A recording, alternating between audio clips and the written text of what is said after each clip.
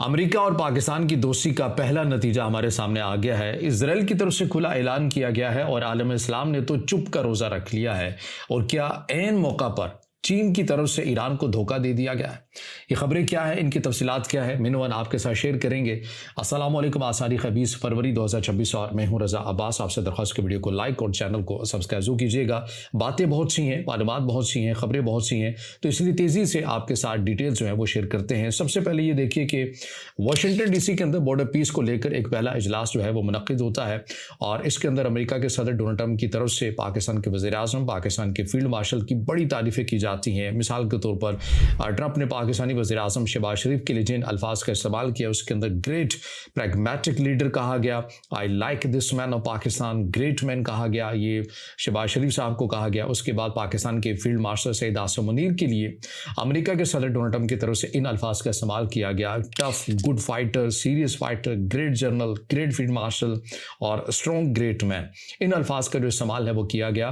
اور اس تقریب کے اندر یا اس اجلاس کے اندر تقریباً 3 منٹ 20 سیکنڈ تک مسلسل پاکستان کی قیادت کی جو تعریفیں ہیں وہ امریکہ کے صدر ڈونلڈ ٹرمپ کرتے رہے، اور اس دوران پاکستان اور انڈیا کی جنگ کا دوبارہ سے ذکر آیا۔ 7-8 سے کرتے کرتے اب امریکہ کے صدر ڈونلڈ ٹرمپ نے طیاروں کی جو تعداد ہے وہ 11 بتا دی ہے، اور کہا کہ 11 جو طیارے ہیں، انتہائی مہنگے جو طیارے ہیں وہ یہاں پر گرے، اور جو کہ بڑے مہنگے ہیں، اور ظاہر ہے جب وہ مہنگوں کی بات کرتے ہیں تو وہ رافال ہی کی بات کر رہے ہوتے ہیں۔ بہرحال میرا وہ مقصد نہیں ہے ان تمام تر چیزوں کی بجائے میں نے فوکس کرنا ہے بارڈر پیس کے حوالے سے، اور جو پہلا نتیجہ نکل کر سامنے آیا ہے بارڈر پیس کا وہ بھی آپ کے سامنے رکھنا مقصد ہے۔ اس کے اندر جو بارڈر پیس کے اندر جو مزید جو اس اجلاس کے اندر جو باتیں ہوئی ہیں وہ یہ ہیں کہ پاکستان نے غزہ میں فورسز بھیجنے کا اعلان نہیں کیا۔ یہ واضح ہو چکا ہے کہ پاکستان کی طرف سے انکار کر دیا گیا ہے کہ ہم اپنی جو فورسز ہیں وہ یہاں پر نہیں بھیجیں گے۔ کون بھیجے گا، اس کی تفصیلات آگے آ رہی ہیں۔ پاکستان نے غزہ میں فورسز بھیجنے کا اعلان اب نہیں کیا ہے، اور ٹرمپ نے اعلان کیا ہے کہ غزہ میں جنگ ختم ہو چکی ہے۔ ٹرمپ نے بارڈر پیس کو غزہ کی تعمیر نو اور استحکام کے لیے اہم پلیٹ فارم قرار دیا ہے۔ ٹرمپ نے حماس کو غیر مسلح کرنے پر زور دیا ہے۔ امریکہ نے بارڈر پیس کے لیے $10 بلین کا عزم کیا ہے۔ دیگر ممالک نے مجموعی طور پر $7 بلین غزہ کی تعمیر نو کے لیے وعدہ کیا ہے۔ اس میں UAE شامل ہے، اس میں قطر شامل ہے، اس میں سعودی عرب شامل ہے، اس میں کویت شامل ہے اور دیگر شامل ہیں۔ انڈونیشیا نے یہاں پر اعلان کیا ہے کہ وہ اپنی 8,000 پر مشتمل جو فوجی جوان ہیں وہ غزہ بھیجنے کے لیے تیار ہے، اسی اسٹیبلائزیشن فورس کے تحت، ISF کے تحت۔ اس کے علاوہ مراکش نے یہ یقین دہانی کروائی ہے، البانیہ نے کروائی ہے، قازقستان نے کروائی ہے کہ وہ اپنی پولیس اور اپنی جو فورس ہے وہ غزہ میں بھیجنے کے لیے تیار ہے۔ پاکستان نے انکار کر دیا ہے۔ اس کے علاوہ مصر اور اردن نے یہ تو نہیں کہا کہ ہم اپنی پولیس اور فورس کو یہاں پر بھیجیں گے، لیکن انہوں نے کہا کہ ہم فلسطین کے لوگوں کو ٹرین کریں گے تاکہ جو فلسطین کی مستقبل کے اندر جو پولیس بنانی ہے اس کے اندر وہ خاطر خواہ اقدامات جو ہیں وہ کر سکیں۔ مجموعی طور کے اوپر 20,000 کے قریب بتایا جا رہا ہے جو فورسز ہوں گی، جو ان کے اہلکار ہوں گے وہ غزہ کے اندر تعینات ہوں گے، اور میٹنگ میں 40 سے زیادہ ممالک کے نمائندے شریک ہوتے ہیں، جبکہ UK، فرانس اور جرمنی جیسے بڑے اتحادی ان کے اندر غائب رہے۔ اب آ جائیے جو میں کہنا چاہتا ہوں، جو ابتدا کے اندر میں نے کہا کہ نتیجہ آ گیا ہے امریکہ اور پاکستان کی دوستی کا، اور بارڈر پیس کا بھی کسی حد تک آپ یہ کہہ سکتے ہیں کہ نتیجہ آیا۔ یہ بات میں کیوں کر رہا ہوں؟ دیکھیے، جب ہم یہ منطق پوچھنے کی کوشش کرتے ہیں نا پاکستان کے فیصلہ سازوں سے کہ بھئی آپ نے بارڈر پیس کے اندر کیوں شمولیت کا اعلان کیا ہے، آپ کو ایسا نہیں کرنا چاہیے تھا، یہ آج کے جو فیصلہ ساز ہیں کل کو ان کے اوپر بڑی تنقید بھی بن سکتی ہے، تو آپ کو اس معاملے کا حصہ نہیں بننا چاہیے تھا۔ تو جو حکومت نواز لوگ ہیں یا حکومت کے قریبی حلقے ہیں وہ یہ منطق دیتے ہیں کہ دیکھیے امریکہ کے صدر ڈونلڈ ٹرمپ جو ہے یہ ایک غیر روایتی قسم کے سیاستدان ہیں، ہمیں ان کی طبیعت کے مطابق ہی چلنا پڑے گا، اگر ہم ان سے علیحدہ ہو کر چلیں گے تو ہمارے لیے جو ہے نا یہ بڑی مشکلات پیدا کر دیں گے، تو اس لیے ہمیں ان کی ہاں میں ہاں بھی ملانا ہے، اور جو یہ فیصلے کر رہے ہیں ہمیں ان کے ساتھ کسی طرح ان کا ہم نوا بھی بننا ہے تاکہ جو ان کا ٹینیور ہے مشکل وہ کسی طرح نکل بھی سکے۔ چلیے اگر ہم اس منطق کو ہی مان لیں، اور پھر ایک اور منطق بھی دی جاتی ہے، وہ یہ ہے کہ اگر ہم غزہ کے لیے واقعاً کچھ حل کرنا چاہتے ہیں تو وہ بارڈر پیس کے ذریعے سے ہی ہوگا، کیونکہ تمام جو طاقت کا جو مرکز ہیں وہ اسی بارڈر پیس کا حصہ ہوں گے، تو ہم سسٹم کے اندر رہ کے غزہ کے لوگوں کو، فلسطین کے لوگوں کے لیے آواز بلند کر سکتے ہیں، معاملات کو سدھار سکتے ہیں۔ لیکن اگر ہم باہر رہیں گے، فقط اقوام متحدہ تک رہیں گے اور اس کے اندر صرف مذمتی بیانات ہوں گے، اس کے اندر کچھ بھی نہیں ہوگا۔ چلیے ہم نے اس منطق کو بھی مان لیا، لیکن کیا یہ دلیل کارگر بھی ثابت ہو رہی ہے یا نہیں ہو رہی؟ یہ بات میں کیوں کر رہا ہوں، میرے سامنے ڈیٹا ہے جو جنگ بندی کے بعد سے اب تک چیزیں ہو چکی ہیں، اور بارڈر پیس جو بن بھی گیا ہے، لیکن اس سے پہلے ہی جو اسرائیل کی طرف سے کام شروع کر دیے گئے ہیں وہ کیا ہے؟ اسرائیل کی طرف سے حال ہی میں غزہ کے فلسطین کے مغربی کنارے کے اندر مزید زمین کو کنٹرول میں لینے کے لیے ایک قانون سازی جو ہے اس کا اعلان کر دیا ہے، اور اسرائیل کی کابینہ نے فروری 2026 میں اس قانون کو منظور کیا۔ خاص طور پر 8 فروری اور 15 اور 16 فروری کے آس پاس یہ اقدامات کیے گئے ہیں۔ اس اقدامات کے تحت اسرائیل کی طرف سے 1969 سے معطل پڑے زمین کی جو رجسٹریشن ہے، settlement of the land title ہے یا لینڈ رجسٹریشن کے عمل کو دوبارہ شروع کرنے کی منظوری دے دی ہے۔ اس سے ہوگا کیا؟ اس سے یہ ہوگا کہ فلسطین کی اتھارٹیز، اسرائیل کی اتھارٹیز، ان کی افواج جو ہے وہ جائے گی اور فلسطین کے لوگوں سے کہے گی یہ آپ اس کے اوپر دعویٰ کر رہے ہیں کہ آپ کی زمین ہے؟ وہ کہیں گے کہ جی ہاں یہ ہماری زمین ہے، ہمارے آباء و اجداد یہاں پر رہے ہیں۔ کہیں گے لاؤ بھائی ڈاکومنٹس دکھاؤ، آپ کے پاس ڈاکومنٹس ہیں؟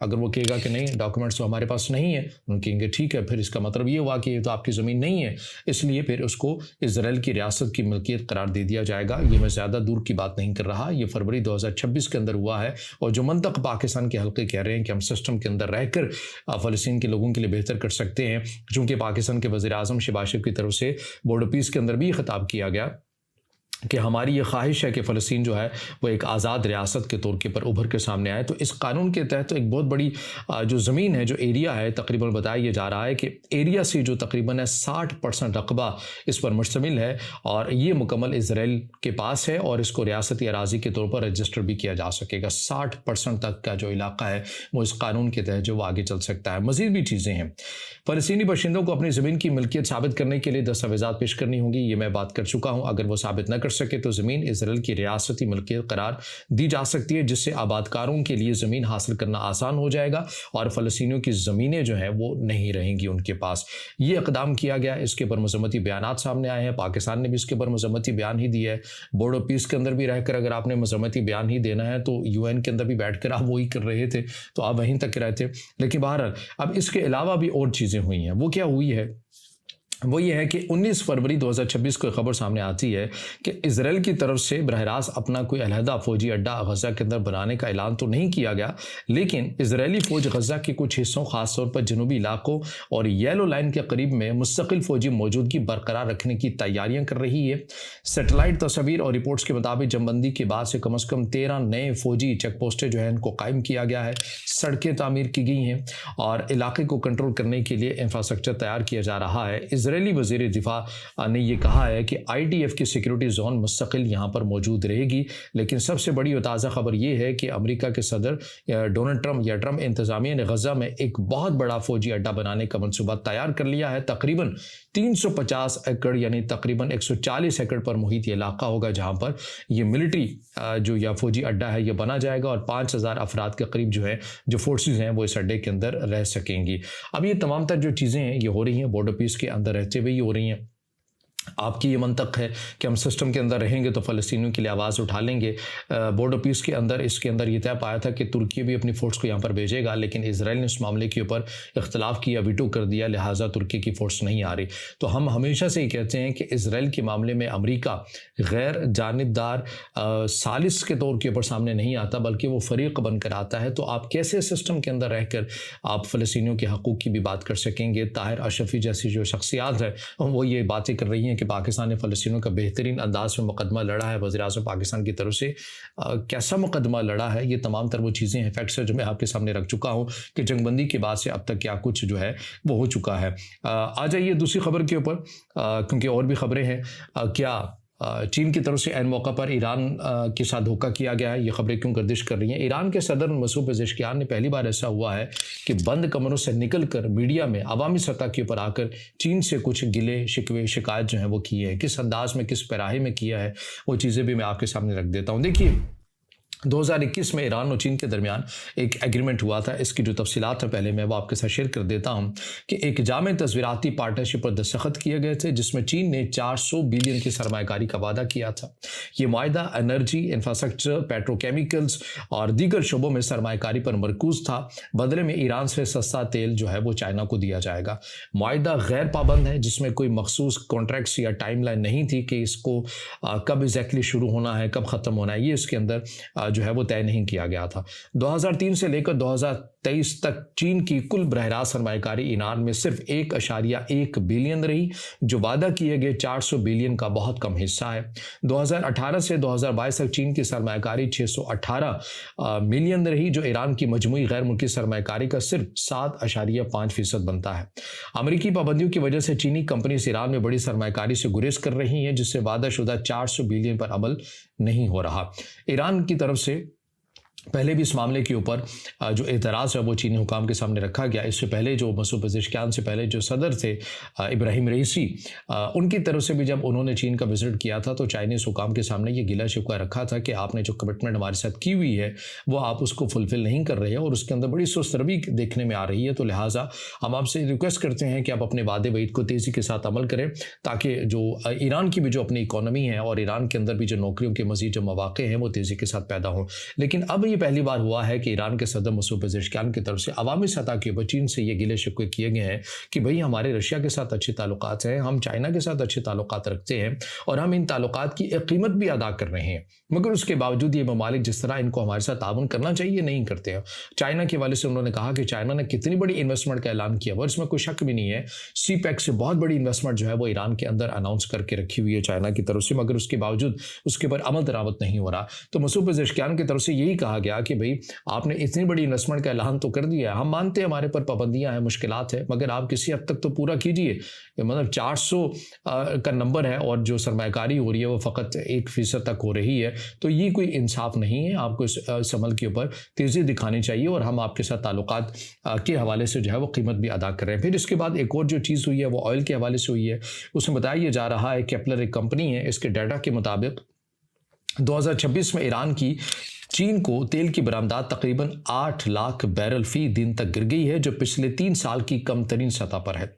ईरान की कुल तेल की जो बरामदात का तकरीबन 80% हिस्सा चीन को जाता है, लेकिन हालिया महीनों में यह खरीदारी शदीद कमी का शिकार हुई है। जनवरी 2026 में ईरान की तेल बरामदात 1.39 मिलियन बैरल फी दिन से नीचे आ गई है, जो पिछले साल के मुकाबले में 26% कम है। चीन की जानिब से ईरानी तेल की जो खरीदारी है जनवरी में औसतन 1.13 मिलियन बैरल फी दिन रही है, जो 2025 की औसतन 1.4 मिलियन बैरल फी दिन से कम हुई है। ईरानी तेल की खरीदारी में एहतियात बरत रहे हैं और अमरीकी पाबंदियों और मुमकिन फौजी कार्रवाई के खौफ से चीनी रिफाइनरीज रूसी तेल की बढ़ती हुई सप्लाई और ईरान पर तनाव की वजह से चीनी खरीदारी रूसी तेल की तरफ मुंतकिल हो रही है। असल खबर ये है जो वेनेजुएला के बाद एक अच्छा खासा फ़र्क पड़ गया था चीन को कि हम अब ऑयल किससे लेंगे। वेनेजुएला का तो मुकम्मल कंट्रोल अब ऐसा लग रहा है कि अमेरिका ही के पास चला गया है। तो वो जो शिफ्ट आया था उसके बारे में ये बात कही जा रही थी कि ये ईरान की तरफ मुंतकिल होगा, अब ईरान से मज़ीद जो ऑयल है वो चाइना लेगा। लेकिन चाइना ने ऐसा नहीं किया और चाइना ने रशिया के साथ जो एग्रीमेंट्स हैं ऑयल के वाले से उनको मज़ीद बढ़ा दिया है और अब बड़ी तादाद के अंदर उनसे ऑयल लिया जा रहा है, ना कि ईरान से लिया जा रहा है। और ईरान के और चाइना के जो दरमियान जो डील थी उसके अंदर भी 3 साल की हद तक ये कम हो गया है कि इस सतह के ऊपर आ गया है कि चाइना जो है वो उस हद तक अब ऑयल भी नहीं ले रहा और उस वक्त में नहीं ले रहा जब ईरान को वसाइल की ज़रूरत है, ईरान की मईशत को सहारा देने की ज़रूरत है। ऐन मौका के ऊपर चीन की तरफ से जो इन्वेस्टमेंट है, जो वादे वही जो माजी में हुआ करते थे, अब उनके ऊपर भी सुस्तरवी का शिकार हो रहा है। लेकिन इसके साथ साथ कुछ जहाँ पर गिले शिकवे शिकायत का सिलसिला जारी सारी है, तो वहीं पर चीन की तरफ से किसी हद तक कुछ अमली इक़दाम भी किए जा रहे हैं। मिसाल के तौर पर चीन की तरफ से अस्करी मैदान के अंदर कुछ ताउन ईरान के साथ किया जा रहा है। ईरान को आज के इस दौर के अंदर आपको पता है कि डाटा, इंफॉर्मेशन, लोकेशन बड़ी मैटर करती है कि दुश्मन का जो फाइटर जेट है या बहरी बेड़ा है वो कहाँ पर खड़ा हुआ है। अगर ये मालूमात मिल जाए तो आधे से ज़्यादा जो काम है वो तो हो ही जाता है। चाइना यही काम जो है वो पस पर्दा आपको करता हुआ भी नज़र आता है और कुछ ओपन इंटेल सोर्स अकाउंट के ज़रिए इन तमाम इंफॉर्मेशन को लीक भी कर रहा है। कर क्या रहा है देखिए, चीनी कमर्शियल सैटेलाइट कंपनी है मिज़ार विजन ने अमेरिकी फौजी तंसीबात की हाई रेजोल्यूशन तस्वीर जारी कर दी हैं जो ईरान के बिल्कुल करीब खड़ी हुई हैं। अल उदैद एयरबेस जो कि कतर में है इसकी तस्वीर जारी की हैं। यहाँ पर patriot MIM 104 launchers, ANMPQ-65 radars और कमांड एंड कंट्रोल गाड़ियाँ जो है इन सैटेलाइट इमेजेस के जरिए दिखाई गई हैं। इसके अलावा ईसा एयरबेस या बहरीन के अंदर इसके अंदर जो पैट्रियट है PAC-3 मिसाइल सिस्टम यहाँ पर लगा हुआ है। F-16 फाइटर जेट्स की इनकी लोकेशन जो है ये तमाम तर इन सैटेलाइट इमेजेस जो चाइना की तरफ से जारी की गई हैं उसके अंदर बताया गया है। इसके अलावा उर्दन के अंदर मुवाफिक जो सालती एयरबेस है इसके अंदर تھارڈ جو سسٹم ہے اس کی مکمل جو بیٹری ہے اس کی لوکیشن وہ بتائی کی ہے. اس کے علاوہ EA-18G جو گرولر ہے، یہ طیارے ہوتے ہیں بیسیکلی، ان کی لوکیشن بتائی گئی ہے. دیگر اثاثے 21 جنوری 2026 کی تصاویر کے اندر بھی بتایا گیا ہے اور 9 فروری کو یہ پبلک کی گئی ہیں. اس کے علاوہ مزید بھی یہ تصاویر چینی سیٹلائٹ جلن 1 سیریز پر مبنی سے لی گئی ہیں اور سوشل میڈیا پر چینی میڈیا جیسے گلوبل ٹائمز پر شیئر کی جا رہی ہیں. تصاویر امریکی ایئر ڈیفنس سسٹم کی درست لوکیشن، پوزیشننگ اور آپریشنل اسٹیٹس کو ظاہر کرتی ہیں. تجزیہ کاروں کا کہنا ہے کہ یہ تصاویر ایران کو فری ٹارگیٹڈ ڈیٹا فراہم کر رہی ہیں جو ممکنہ جوابی حملوں میں مددگار ہو سکتی ہیں. یہ ایک طرح کی غیر براہ راست سپورٹ ہے کیونکہ چین ایران کا سب سے بڑا تیل کا خریدار اور تصویراتی پارٹنر بھی ہے. تصویراتی پارٹنر بہرحال آپ اس طرح سے نہیں کر سکتے، آپ یہ کہہ سکتے ہیں کہ معاشی پارٹنر، لیکن معاشی صورتحال بھی کیا ہے وہ میں آپ کے سامنے تفصیل کے ساتھ رکھ چکا ہوں. برطانیہ کی طرف سے ایک اہم فیصلہ لیا گیا ہے، یہ بھی میں آپ کے سامنے رکھ دیتا ہوں. اور اس کے ساتھ ساتھ ایک اور جو چیز ہمارے سامنے آ رہی ہے، ایران اور اسرائیل کی جو 12 روزہ جنگ ہوئی تھی اس کے اندر اسرائیل کو کتنے بڑے پیمانے کے پر نقصان ہوا تھا، یہ نمبر امریکہ کے جو آفیشیل حکام ہیں ان کی طرف سے آئی. بھی بڑی دلچسپ خبر ہے جو ضمناً میں آپ کے سامنے رکھوں گا. لیکن سب سے پہلے برطانیہ نے امریکہ کے ساتھ کیا کیا ہے وہ چیز بھی میں آپ کے ساتھ شیئر کر دیتا ہوں. برطانیہ نے امریکہ کو ایران پر ممکنہ حملوں کے لیے RAF بیسز جو کہ استعمال کرنے کی اجازت نہیں دی ہے. UK حکومت نے ڈیگو گارشیا میں جو بیس ہے یہ تقریباً 3400 یا 3800 کلومیٹر بنتی ہے ایران کے فاصلے سے، ایران کا اس سے فاصلہ ہے. یہاں پر امریکہ یہ چاہ رہا تھا کیونکہ یہاں پر برطانیہ کا کنٹرول ہے، کسی حد تک امریکہ کا بھی ہے، لیکن جو رول یہ طے پائے ہیں کہ اگر امریکہ نے اس بیس کو استعمال کرنا ہے تو اسے UK کی اجازت لینا ہوگی. تو لہٰذا UK کی طرف سے اجازت لی گئی، لیکن UK نے انکار کر دیا. امریکہ کے صدر ڈونلڈ ٹرمپ نے اس کے اوپر ٹویٹ بھی کیا ہے کہ ہمیں برطانیہ نے اس کی اجازت نہیں دی ہے. اس میں کرنا کیا تھا، اس بیس کے اندر اس کے اندر بیک اپ اپنا رکھنا تھا. امریکہ نے بڑی تعداد کے اندر یہاں پر اور بالخصوص B-2 بمبار ہیں، وہ بڑی آسانی کے ساتھ 6 سے 7 گھنٹوں میں اگر وہ اسی بیس سے اڑتے ہیں تو وہ ایران کے اندر پہنچ سکتے ہیں ری فیولنگ کے ساتھ. اور یہاں پر 3400-3800 تقریباً اس کی رینج بنتی ہے. اور کیا یہ ایرانی میزائلوں کی رینج میں آتے ہیں؟ بالکل آتے ہیں. جو خیبر 4 میزائل ہے ایران کا اور ایران کے جو ڈرونز ہیں وہ اس بیس تک بڑی آسانی کے ساتھ ایکسیس جو ہے وہ رکھتے ہیں، ان کی رینج اتنی ہے. لیکن برطانیہ کی طرف سے یہ اعتراض کیا گیا ہے کہ اگر ہم ایسا کریں گے تو یہ بین الاقوامی قوانین کی خلاف ورزی ہوگی، تو لہٰذا ہم یہ بیسس نہیں دیں گے. ایک طرف یہ دیکھیے کہ برطانیہ اپنی بیسس نہیں دے رہا، دوسری طرف اردن جو کہ کہنے کو ایک مسلم ممالک ہے اور بڑی تعداد کے اندر تمام تر اپنے جو وسائل ہیں سرزمین ہے وہ ایران کے خلاف امریکہ کو دیے ہوئے ہے. اس کے علاوہ اب آ جائیے آخری حصے کی طرف. امریکی آفیسر نے ایک دعویٰ کیا ہے. کیا دعویٰ ہے؟ سابق امریکی آفیسر ہیں، انہوں نے RT کو انٹرویو میں کہا کہ جون 2025 کی 12 دنوں کی ایران اسرائیل تنازع میں ایران نے اسرائیل کا 6% تک نقصان پہنچایا. 6% ہے تو اس کا مطلب ہے نمبر کہیں زیادہ ہو سکتا ہے، لیکن 6% تک تو پورے اسرائیل کا 6% تک نقصان جو ہے وہ پہنچایا ہے. اور اس کے اندر یہ کریپ وینک آئی تھنک ان کا نام ہے، ان ہیکرز نے اسرائیلی حکومت سے حاصل کردہ ڈیٹا کی بنیاد پر ثابت کیا کہ 12 دن کی جنگ میں اسرائیل کا 6% تک نقصان ہوا. انہوں نے کہا کہ اگر مکمل جنگ چھڑ گئی تو ایران اسرائیل کو بہت زیادہ نقصان پہنچا سکتا ہے. اور انہی آفیشل کی طرف سے کہا گیا کہ اسرائیل ایک چھوٹا ملک ہے، ایران اپنے ہدف کو نہیں چوک سکتا. یہ بیان RT کے اینکر رک سینجس کو دیا گیا انٹرویو میں ہے، جو حالیہ دنوں میں میڈیا کے اندر، سوشل میڈیا کے اندر وائرل ہوتا ہوا نظر آ رہا ہے. یہ تمام تر وہ اپڈیٹس ہیں، چیزیں جو مشرق وسطیٰ کے تناظر میں چلتی ہوئی نظر آ رہی ہیں اور بیک ٹو بیک ہم آپ کو اس سے متعلق اپڈیٹ بھی کر رہے ہیں. یہ تمام تر وہ تفصیلات ہیں جو آپ کے ساتھ شیئر کی ہیں. اب اس سے جڑا آپ کا کوئی سوال ہو یا رائے ہو تو ضرور کمنٹ میں اظہار خیال کیجیے گا. ویڈیو کو لائک کیجیے گا، دوستوں کے ساتھ شیئر کیجیے گا اور اس چینل کو زیادہ سے زیادہ سبسکرائب بھی.